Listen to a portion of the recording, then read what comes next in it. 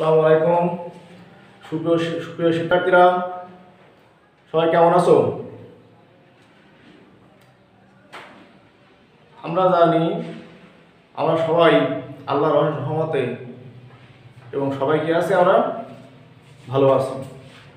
তো আজকে ক্লাসে হাজির হয়েছি ক্লাস 9-10 এর উচ্চতর গণিত বিষয় নিয়ে অধ্যায় 2-এর বীজগাণিতিক রাশির আংশিক ভগ্নাংশ। তো আংশিক ভগ্নাংশ নিয়ে আজকে আমরা ক্লাস করব। দেখি, আংশিক ভগ্নাংশ দিয়ে আমাদের বইতে তো অনেক নিয়ম আছে, 5টা নিয়ম আছে। এখানে আংশিক ভগ্নাংশ দিয়ে আমরা যে অঙ্কগুলো করব, সেখানে 5টা নিয়মের সাহায্যে আমরা অঙ্কগুলো করব। তো অঙ্ক তো আমরা পরে করতে পারছি, তার আগে একটা কথা না বললেই নয় যে আমরা যে টপিকসটা নিয়ে আলোচনা করব সেই টপিকসটা হচ্ছে কি আংশিক ভগ্নাংশ। এখানে আংশিক ভগ্নাংশ আমরা লিখেছি। তো আংশিক ভগ্নাংশটা কি, এটা আমাদের আগে জানা দরকার। আংশিক মানে আমরা জানি যে অংশক্রমে বা অংশ ক্রমে যেটা আমরা করি সেটাকে বলা হয় আংশিক। আর কোনো একটা ভগ্নাংশকে অংশ করে প্রকাশ করব, তার মানে একটা ভগ্নাংশকে যদি এক বা একাধিক ভগ্নাংশের যোগফল প্রকাশ করা যায়, তাহলে শেষোক্ত ভগ্নাংশগুলোকে ওই মূল ভগ্নাংশের আংশিক ভগ্নাংশ বলা হয়। সেই আংশিক ভগ্নাংশ আবার কয় প্রকার? আংশিক ভগ্নাংশ আমার হচ্ছে 2 প্রকার। একটা হচ্ছে প্রকৃত ভগ্নাংশ আর একটা হচ্ছে প্রকৃত ভগ্নাংশ। তো আমরা প্রকৃত ভগ্নাংশ এবং অপ্রকৃত ভগ্নাংশ এটা কি, এটা আমরা অনেক ছোটবেলা থেকে শিখছি, ক্লাস 7-8-এও শিখেছি। তারপর আজকে আর একটু বলবো, ওই ভগ্নাংশ আর এই ভগ্নাংশ কিন্তু এক নয়। কথাটা হয়তো একই, কিন্তু চিত্রটা হচ্ছে সম্পূর্ণ আলাদা। এখন দেখবো, আমরা প্রকৃত ভগ্নাংশ যখন আগে শিখেছি, তো কি শিখেছি? যে আমরা জানি যে ভগ্নাংশের লব বড় এবং হর ছোট সেটাকে বলা হয় অপ্রকৃত ভগ্নাংশ, আর যে ভগ্নাংশের লব ছোট আর হর বড় সেটাকে আমরা বলে আসছে অপ্রকৃত ভগ্নাংশ। তাহলে প্রকৃত কোনটা? যদি লব 3 আর হর 4 হয়, তাহলে এটাকে আমরা কি বলবো? প্রকৃত ভগ্নাংশ। আর যদি এরকম কিছু একটা হয় যে লব বড় আর হর হচ্ছে ছোট, তো এটাকে বলা হবে অপ্রকৃত ভগ্নাংশ। এখন দেখি, আমরা যেহেতু বলছি কি এই অধ্যায়ের নাম আছে কি বীজগণিতীয় রাশি। এই অধ্যায়টার নাম হচ্ছে বীজগণিতীয় রাশি বা বীজগাণিতিক রাশি। এখানে আমরা যে রাশি বলতে আমরা কি জানি? রাশি বলতে সেটা জানি আমরা চলক থাকবে, সেখানে সহগ থাকবে এবং সেই চলক বা সহগ নিয়ে একটা পদ সৃষ্টি হবে, পদগুলো যোগ বিয়োগ আকারে আমরা লিখতে পারবো, সেটাকে আর বলবো কি রাশি। তো এক বা একাধিক পদের যোগফলকে বা সমষ্টি প্রকাশকে বা বিয়োগফল ভাগফল যাই বলে কেন, সেই প্রকাশকে বলা হয় বীজগাণিতিক রাশি। তো আমরা দেখি এই বীজগাণিতিক রাশি দিয়ে আমরা প্রকৃত ভগ্নাংশ আর অপ্রকৃত ভগ্নাংশ কিভাবে আলাদা করতে পারি। আমরা এখানে বলছি লব বড়, এই লব ছোট আর হর বড়, এরকম যদি হয় সেটাকে বলা হয় প্রকৃত ভগ্নাংশ। তাহলে আমাদের আমরা অঙ্ক লিখি এরকম x by x plus x into x plus 1।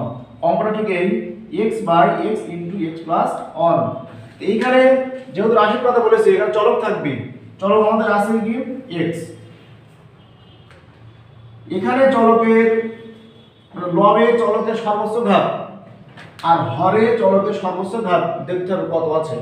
তো আমরা এখানে খেয়াল করি, প্রিয় শিক্ষার্থীরা, এখানে খেয়াল করো x এর পাওয়ার এখানে কত আছে 1, আর নিচে x এর মোট পাওয়ার, শুধু একটা x হিসাব করলে হবে না, মোট পাওয়ার হিসাব করতে হবে। এখানে x এর পাওয়ার হচ্ছে 1, এখানে x এর পাওয়ার আছে 1, তাহলে টোটাল পাওয়ার কত? 1 প্লাস 1, তার মানে কত? 2। তাহলে আমরা ভগ্নাংশ দিয়ে যেটা এটাকে বলছিলাম যে লব যদি ছোট হয়, হর যদি বড় হয়, সেটাকে বলা হয় কি? সেটাকে কি বলা হয়? প্রকৃত ভগ্নাংশ।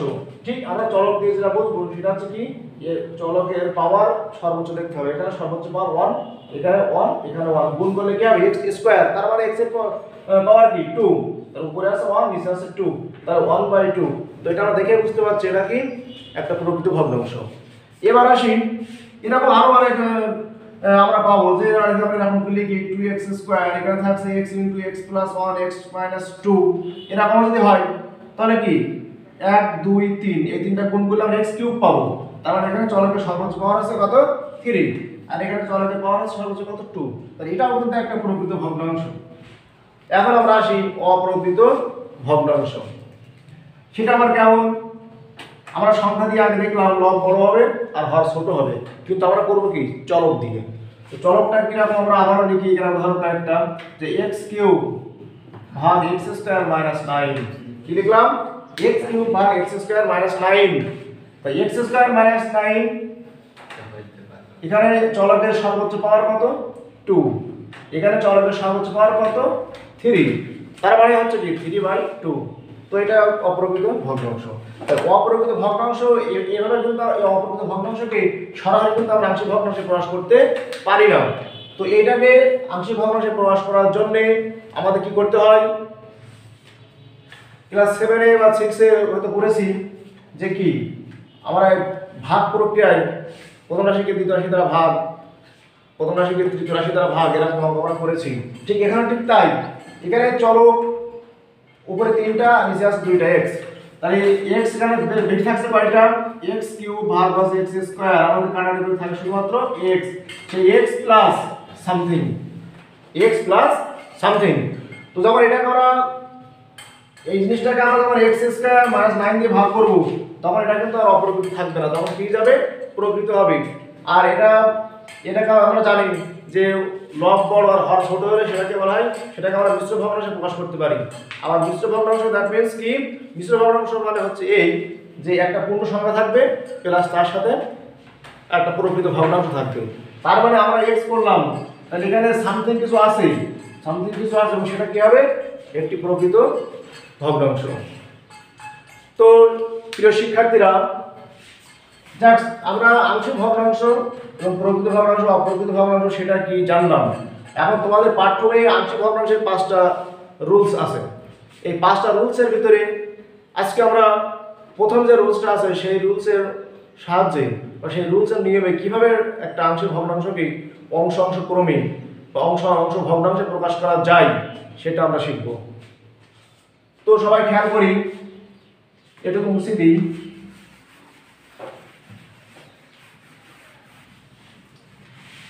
আমরা এখানে একটা নিয়ম লিখেছি, নিয়ম 1। আমরা পরবর্তী ক্লাস আরো যখন আপলোড করব তখন নিয়ম 2, 3, 4, 5 এগুলো করব। তো আজকে শুধু আমরা দেখি নিয়ম 1টা আমাদের কি বলছে। যখন হরে বাস্তব ও একঘাত বিশিষ্ট উৎপাদক থাকে কিন্তু সেগুলোর কোনো পুনরাবৃত্তি হয় না। তার মানে কি, এখানে আমরা একটা উদাহরণ অঙ্ক লিখেছি, উদাহরণ 23, তোমাদের পাঠ্য বইতে অঙ্কটা আছে। তো আমরা এটা দিয়ে করি, প্রথমে অঙ্কটা দিয়ে করি।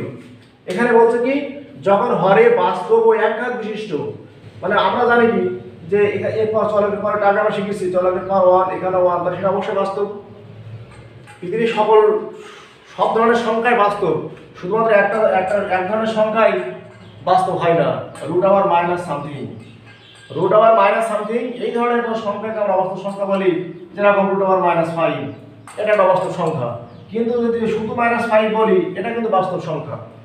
তোমরা কেউ যদি জিজ্ঞাসা করে যে অবাস্তব সংখ্যা একটা উদাহরণ দাও, তো আমরা চোখ বুঝিয়ে নিঃসন্দেহে বলতে পারি রুট আবার -5, রুট আবার -3, রুট আবার সামথিং, এনি সংখ্যা আমরা বলতে পারি। তো এটুকু আমার দরকার না, জাস্ট বললাম। এখন এখানে চলকের পাওয়ার 1, সর্বোচ্চ পাওয়ার 1, এখানে 1, এখানে 1, মানে গুণ করলে হবে x স্কয়ার। এরা কিছু টার্মে গুণ করার পরে, তো এখানে আমাদের কি বলেছে, বাস্তব ও একঘাত বিশিষ্ট উৎপাদক থাকবে। হরে বাস্তব এবং একঘাত বিশিষ্ট উৎপাদক আছে। আমরা সবাই দেখতে পাচ্ছি, প্রিয় শিক্ষার্থীরা তোমরা সবাই খেয়াল করো, এখানে যে উৎপাদক দুইটা আমরা লিখেছি, এখানে চলকের পাওয়ার 1, এখানে চলকের পাওয়ার 1, এবং কি বলেছে একঘাত বিশিষ্ট উৎপাদক থাকে কিন্তু সেগুলোর কোনো পুনরাবৃত্তি হয় না। পুনরাবৃত্তি মানে কি, পুনরায় বলা, মানে যে জিনিসটা বারবার ফিরে আসবে সেটাকে বলা হয় কি পুনরাবৃত্তি। তাই এখানে x-1 আর x-2 আমরা দেখে বুঝতে পারছি এটা একই রকম জিনিস নয়। একটা হচ্ছে x-1 আর একটা x-2, সম্পূর্ণ ভিন্ন ধর্মী দুইটা উৎপাদক।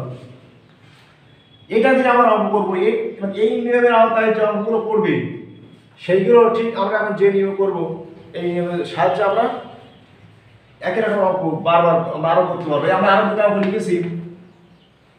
অঙ্ক লিখেছি, এটা আমরা দেখিনি।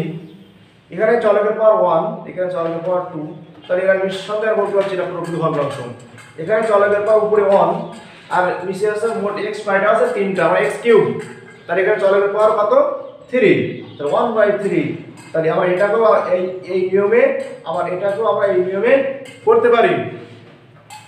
তোমরা এটুকু নোট রাখতে পারো যে আমরা এই অঙ্কটা শেখার পরে এই দুটো অঙ্ক নিজেরা করতে পারি কিনা।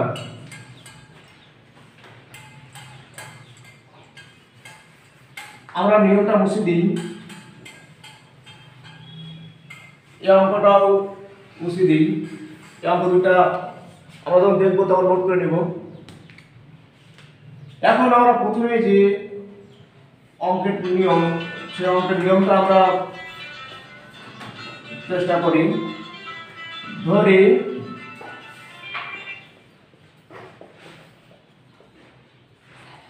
Five x minus 7 by x minus 1 into x minus 2, এটা আমাদের অঙ্ক।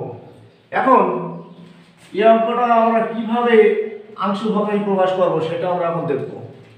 তো 5x 7 by x 1 into x 2, এখানে আমরা আগে বলেছি এটা কি প্রকৃত ভগ্নাংশ।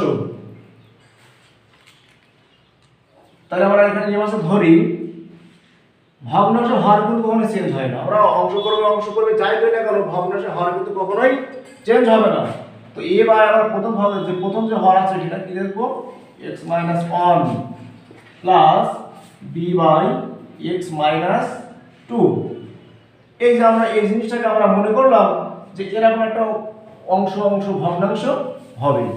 তো অংশ ভগ্নাংশ কিভাবে হবে সেটা আমরা দেখব, কিন্তু আমরা তো জানি না যে হর এইটা লসাগু করলে হর ঠিকই থাকবে, কিন্তু উপরে যে কত হবে এটা তো আমরা জানি না। এই জন্য আমরা এখানে এটাকে 1 নম্বর সমীকরণ দিলাম। কি করলাম, এটাকে আমরা 1 নম্বর সমীকরণ দিলাম। এবার আমরা বলতে পারি যে কি, এবার নিয়মটা আছে কি 1 নম্বরের উভয় পক্ষকে এই যে হরটা থাকবে এই হরটা দিয়ে গুণ করব। 1 নম্বর উভয় পক্ষকে x 1 x 2 দ্বারা গুণ করে পাই। ও তার মধ্যে একটা কথা বলে ভালো, আমি যেটা একটা চিহ্ন দিয়েছি 1 2 3 তিনটা দাগ, এই চিহ্নটার নাম কি এটা আমাদের জানা দরকার। তো অঙ্কটা হবে না, সেখানে যে অপারেটরগুলো ব্যবহার করা হবে সেই অপারেটর সম্পর্কে আমাদের জানতে হবে। এখানে আমরা যখন ইকুয়াল চিহ্ন দেই এটাকে বলে কি ইকুয়াল টু। আর ঠিক আরো একটা দাগ যখন রেখে দিচ্ছি তখন এর নাম হচ্ছে কি অভেদ। এর নাম হচ্ছে কি অভেদ। তো অভেদ কেন ব্যবহার করা হয়, আমরা যে কোনো বীজগণিতের সূত্র আমরা জানি x plus y whole square equal to x square plus 2xy plus y square। আমরা জানি এই সূত্রটা এরকম হয়, আমরা জানি। এখন যদি এই পাশে কত মান হবে আর ওই পাশে মান কত হবে এটা আমরা জানি না, এজন্য আমরা এটাকে কি বলবো, অভেদ। আর অভেদ প্রকাশ করতে এরকম তিনটা দাগ দিতে হয়।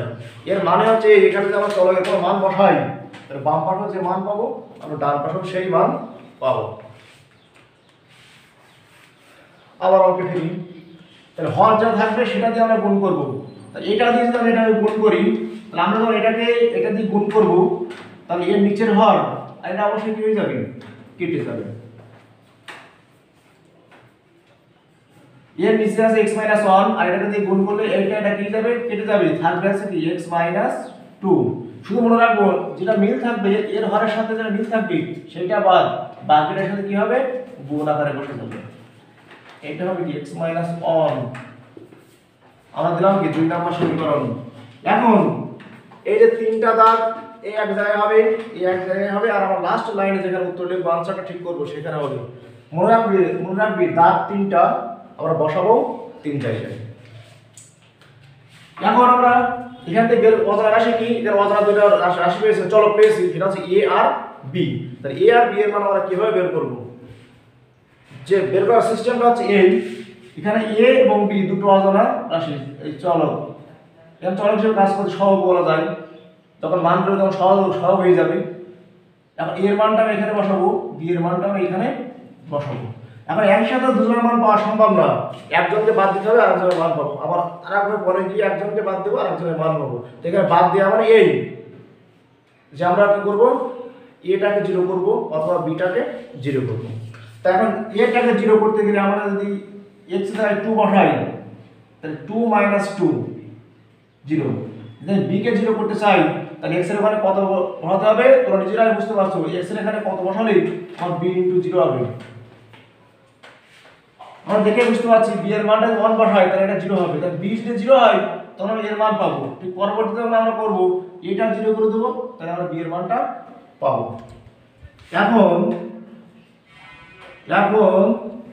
2 নম্বরে x = 1 বসিয়ে পাই, 2 নম্বরে x = 1 বসিয়ে পাই।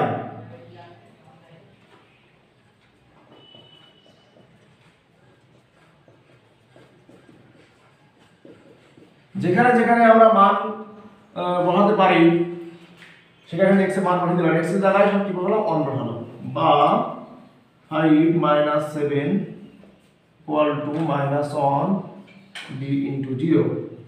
এটা বিয়োগ করলে -2 = -a + 0, বা এখানে আমরা সামনে লিখে দিতে পারি a = কি 2। তার মানে এখানে কি হলো, উভয় পক্ষকে -1 দিয়ে গুণ করলাম, তাহলে কি হবে 2 = 1, যদি আমরা আরো ভেঙে লিখি 2 = a, অতএব a = 2। আমরা এর মান পেয়ে গেছি, ঠিক আছে, কত সুন্দরভাবে আমরা কিন্তু এর মান পেয়ে গেলাম। এটাকে 0 করলাম, এর মান পেয়ে গেলাম। এখন যদি এটাকে 0 করতে পারি তাহলে কিসের মান পেয়ে যাব, b এর মান পেয়ে যাব। তো আমরা এর মান পেয়েছি 2, আমরা এখানে লিখি যে আবার x এখানে লিখতে পারি আবার 2 নম্বরে x = 2 বসিয়ে পাই। তো x এর যেখানে যেখানে x আছে আবার আমরা সেখানে কি করব 2 বসিয়ে দেব। তাহলে এখানে ফলাফল কি আসছে,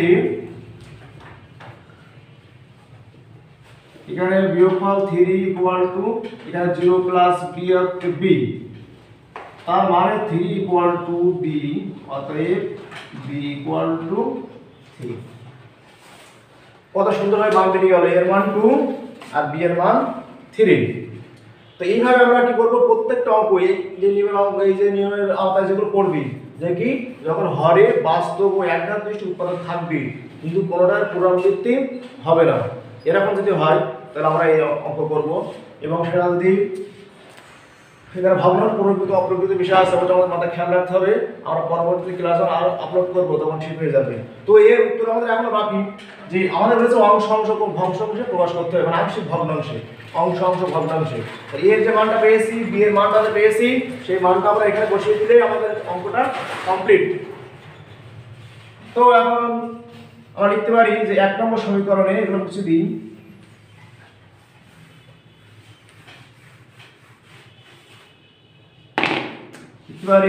এখন 1 নম্বরে a ও b এর মান বসিয়ে পাই। অঙ্কটা আমাদের কি ছিল, x - 1 * x - 2 আবার তিনটা দাও, এর মান আছে 2, তাহলে 2/x - 1 প্লাস b আছে 3/x - 2, এটা আছে আমাদের অ্যানসার। তাহলে এই ভগ্নাংশটাকে আমরা কি করলাম, এই ভগ্নাংশটাকে আমরা অংশ অংশ ভগ্নাংশে কি করলাম, প্রকাশ করলাম। তো এরকম করে আমরা এই নিয়মের আওতায় যে অঙ্কগুলো পড়বে এগুলো আমরা সলভ করে ফেলবো।